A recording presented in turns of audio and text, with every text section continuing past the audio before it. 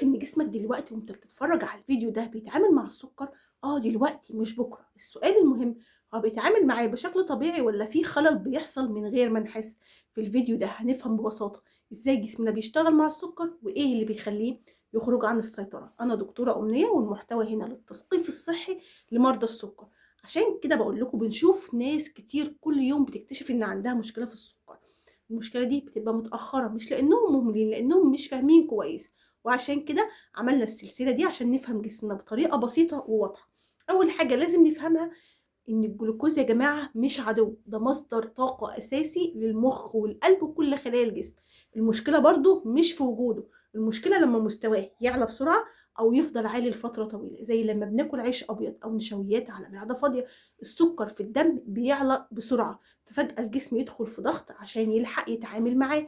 تخيلوا كده إن خلايا جسمنا زي البيوت، لكل بيت باب. الجلوكوز عايز يدخل بقى يدي طاقة بس مش قادر يدخل لوحده. هنا بيجي دور مين؟ الانسولين، زي المفتاح اللي بيفتح الابواب. البنكرياس بيفرز الانسولين بعد الاكل، فبيساعد الجلوكوز يدخل الخلايا والطاقه تتوزع بشكل طبيعي. النظام ده شغال كويس، الجسم كله يبقى في توازن. طب امتى النظام يبدا يبوظ؟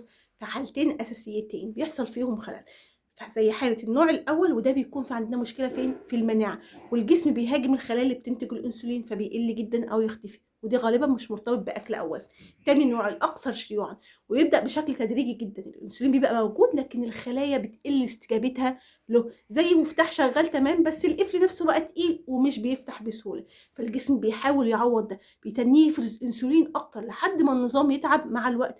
طب ليه الناس بتتأخر في الاكتشاف؟ المشكلة إن النوع التاني من السكر أو مقاومة الأنسولين ممكن تمشي سنين من غير أي أعراض واضحة. يعني الشخص يحس إنه طبيعي لكن جوه جسمه أصلا شغال تحت ضغط طول الوقت. طيب بعد ما فهمنا الجسم بيشتغل إزاي، السؤال الطبيعي هو إمتى نعرف إن النظام ده بقى بدأ يخرج عن السيطرة؟ هنا بقى بنحتاج نرجع لحاجة اسمها التحاليل، لأن هي اللي بتقول لنا الحقيقة مش الإحساس لوحده. دلوقتي نقدر نفهم التحاليل بسهولة. هقول لكم لو إحنا بنحلل سكر صايم، لو طبيعي هتبقى أقل من 100، من 100 ل125 مرحلة ما قبل السكر، 126 فأكتر في تحليلين مختلفين ده سكري. وفي تحليل كمان أهم هو اسمه التحليل التراكمي، وده بيقيس متوسط السكر في آخر 3 شهور. طبيعي أقل من 5.7، ما بين 5.7 إلى 6.4 قبل السكر، فوق بقى 6.4 كده سكري. خلوا الأرقام دي في دماغكم، الموضوع نظام كامل بيتغير تدريجي جوه الجسم. سكر يعلى، انسولين يعلى، استجابه خلايا تقل، ومع الوقت الجسم يبدا يخرج من التوازن من غير ما نحس. في الفيديو الجاي هنتكلم عن الفرق بين النوع الاول والنوع التاني بشكل بسيط جدا، وليه الخلط بينهم ممكن يسبب مشاكل في الفهم والعلاج.